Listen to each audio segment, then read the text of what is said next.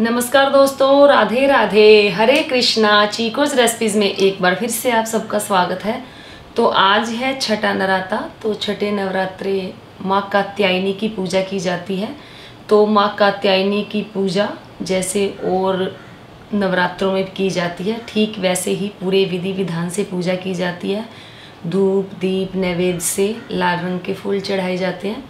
चलो लाल रंग के फूल नहीं भी मिले तो जो भी फूल आपको मिले, लेकिन माता रानी को पुष्प जरूर अर्पित करें।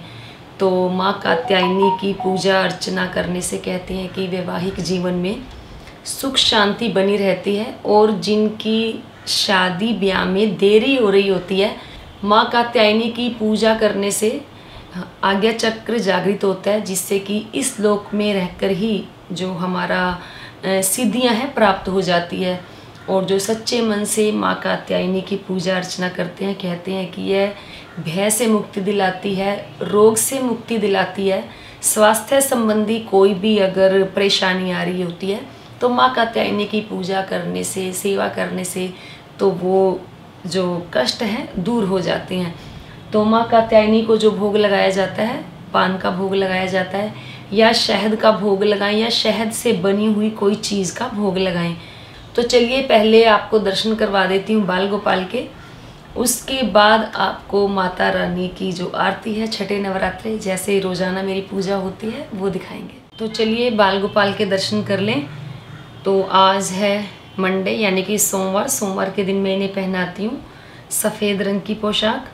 तो आज सफ़ेद रंग की पोशाक इन्होंने धारण की है, और श्रृंगार हमेशा की तरह अपना अच्छा ही करवाते हैं। तो इन्हें विराजमान कर देते हैं इनके आसन पर।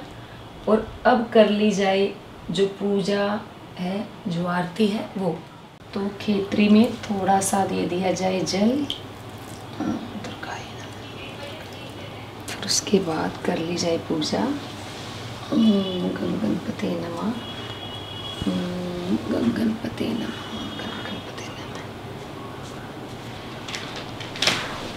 ब्रह्मा मुरारेस्ते प्रांतकारी भानु शशि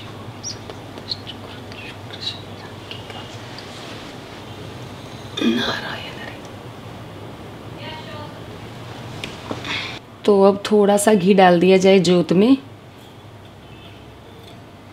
तो मैं इसकी जाली हटा रही हूँ, लेकिन ये गर्म नहीं है। आप लोग सोच रहे होंगे कि ऐसी हटा दी, लेकिन ये बिल्कुल भी गर्म नहीं है। तो मैं 2-3 दिन से यही देख रही थी, कपड़े से हटा तो रही थी, लेकिन ये जो जाली है गर्म बिल्कुल भी नहीं हो रही है। तो 1-2 सवाल अब याद आया मुझे घी डालते वक्त, कि जैसे कुछ लोग हैं कहते हैं कि जोत बुझ गई। तो कोशिश करें कि पीछे की तरफ करके ही घी डालें। अगर हम बिल्कुल इसके ऊपर की तरफ करके घी डालेंगे तो जो ज्योति है वो बुझ जाती है। तो थोड़ा सा पीछे की तरफ करके, या जिस चम्मच से या किस कड़छी से आप डाल रहे हैं, तो उसे पहले कर लें हल्का सा गरम। तो उससे जो घी है जोत में डालने में आसानी रहती है। तो अब इसे ढक देते हैं, और अब कर ली जाए आरती।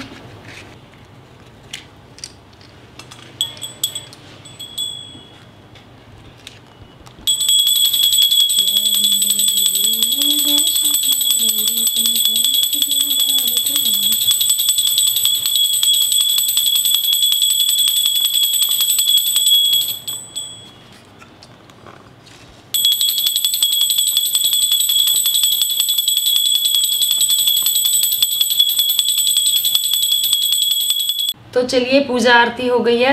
1-2 सवाल ले लिए जाएं। तो सवाल है कि जैसे अखंड जोत तो थोड़ी छोटी पड़ जाए तो क्या किया जाए।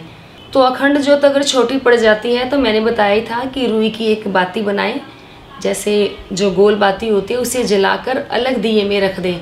फिर उसके बाद आप जो अखंड जोत की बाती है बदल सकते हैं। फिर सवाल था कि हेल्थ इशू के कारण व्रत नहीं कर पाए, पूजा भी नहीं कर पा रहे हैं, तो क्या करें। तो जी कोई बात नहीं है, स्वास्थ्य जो है वो सबसे पहले है। तो मानसिक रूप से आप बैठकर लेटकर अपनी माता रानी की, भगवान की मानसिक रूप से सेवा करें, मानसिक रूप से पूजा करें। फिर सवाल है अनामिका का, कि अगर हमने नई मूर्ति स्थापित की है तो क्या उसका विसर्जन करना ज़रूरी है, या हम उसे मंदिर में रख सकते हैं। तो जी ज़रूरी नहीं है कि विसर्जन करें, आप अपने घर के मंदिर में भी उस जो मूर्ति को रख सकते हैं। तो फिर कुछ लोगों के सवाल है कि मैम हमारे जवारे जो हैं अभी तक नहीं उगे हैं, आपकी बताई विधि के अनुसार बोए थे। तो जी देखिए, मैं भी सिंपल साधारण तरीके से जो ज्यों हैं वो उगाती हूँ, लेकिन उग जाती हैं, कई बार देरी से भी आती हैं। तो इसमें टेंशन लेने की तो कोई ज़रूरत नहीं है, क्योंकि इस बार जो नवरात्रे हैं वैसे भी कम हो गए हैं। तो जैसे हमेशा पूरे नवरात्रे होते हैं तो हमें वेट रहता है कि चलो आज नहीं कल नहीं परसों आ जाएंगे, 9 के 9 दिनों के अंदर। तो ऐसा कुछ नहीं होता कि जवारे अच्छे से आते हैं तो ही हमारा घर संपन्न होता है, सुखी होता है, समृद्धि आती है। जी ऐसा बिल्कुल भी नहीं है। हाँ, इनको देखकर फसलों का अंदाज़ा लगाया जाता है कि जो फसलें होती है वो कैसी होती है या कैसी होंगी। तो बाकी ऐसा कुछ नहीं है कि घर की सुख शांति का अंदाज़ा लगाया जाए। घर की सुख शांति समृद्धि का तो हमारे कर्मों से लेना देना है, क्योंकि हमारे कर्म अच्छे होंगे, हमारे भाव अच्छे होंगे, तो जो हमारे घर में सुख शांति समृद्धि अपने आप आ जाएगी।